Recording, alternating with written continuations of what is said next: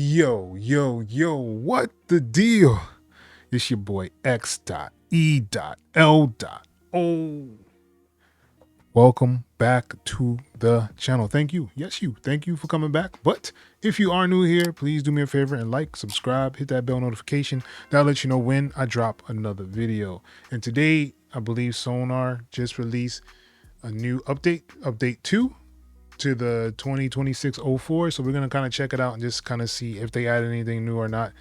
If they did, cool. If they didn't, I guess cool still. But let's check it out and see what they did. Let's go.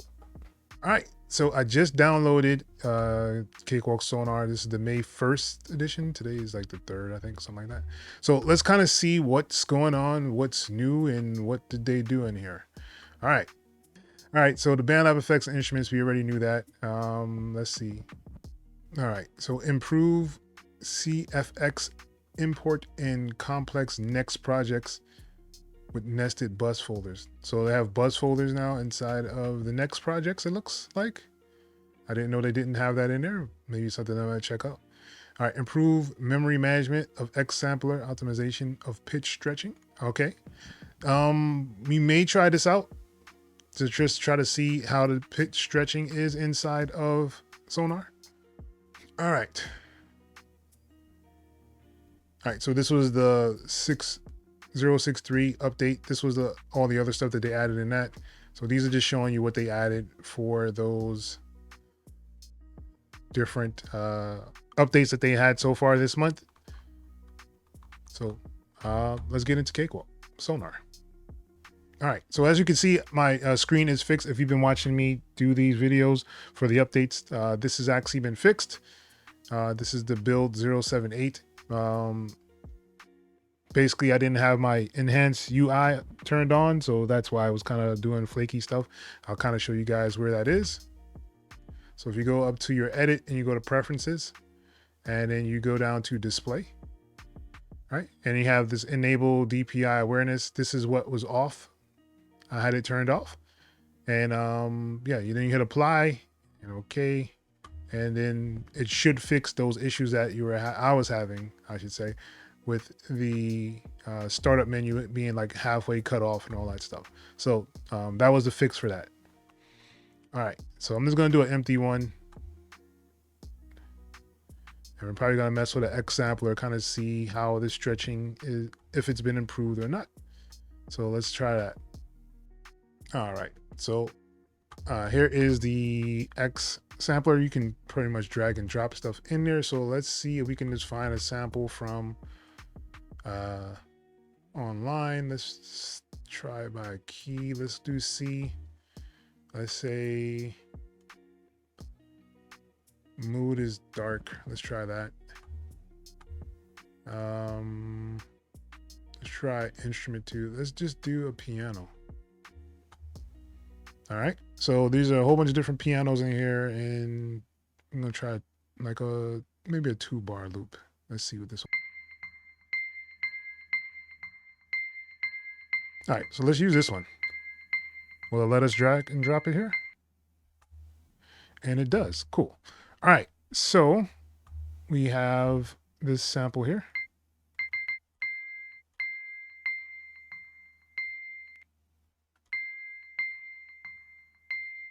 It looks like it put it to the tempo of the track. So in order to actually get here, you want to hit on this little button here. It'll show and hide like the controls. So let's see how the stretching is going to be.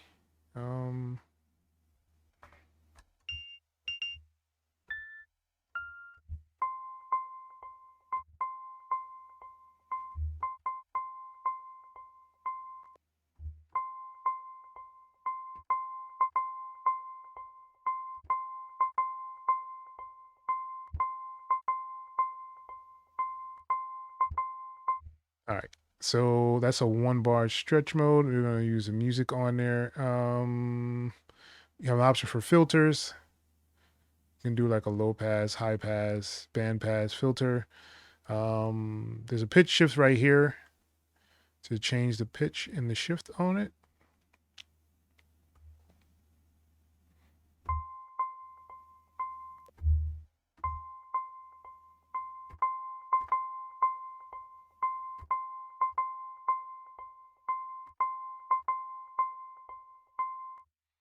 All right, so let's see if we can actually do that on the track itself.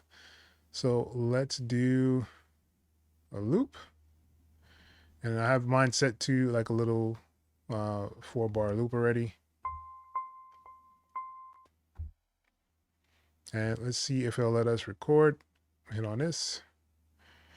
And we're going to hit R on the keyboard.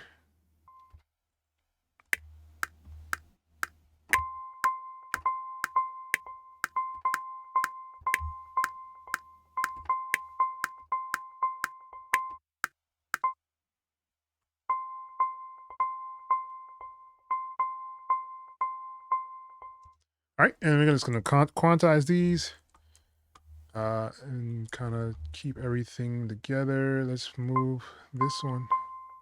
Oh. Let's move this one over. Let's move this one back. Let's move this one back. Let's move this one.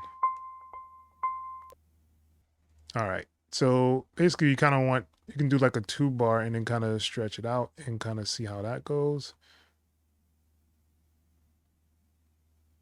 Put this to the end. Grab these. Use control and click and grab. Drag this over. Double that up.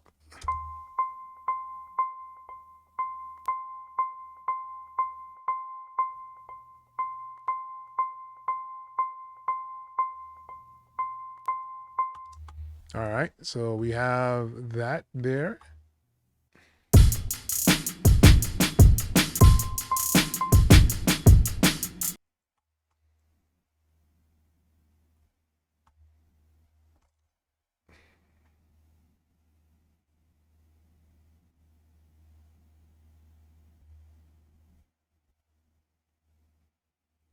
I'm gonna do a control and shift, kind of grab this and drag it out. When you see the 2 arrows on there, yep, should be able to drag this out. Let's do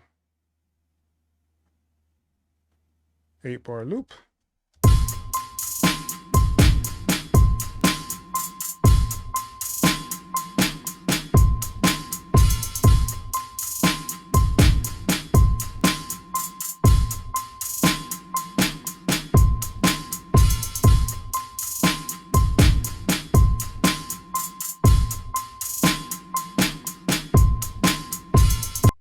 All right, just something you can actually do really simple. And then you always want to make sure that you have this right here is bounced to clip so it doesn't do the weird stretching thing on there. So I'm going to bounce this to a clip and process that.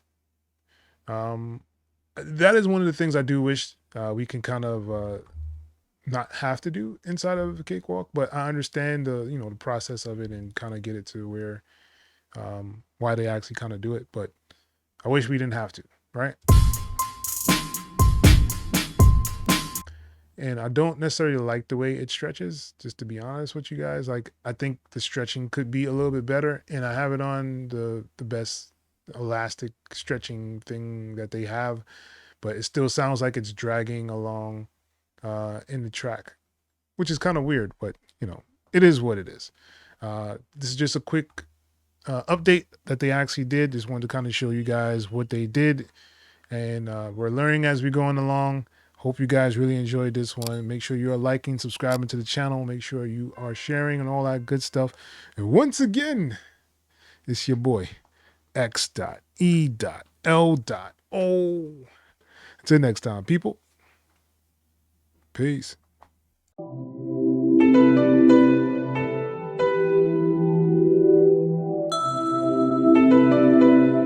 AutoRewind.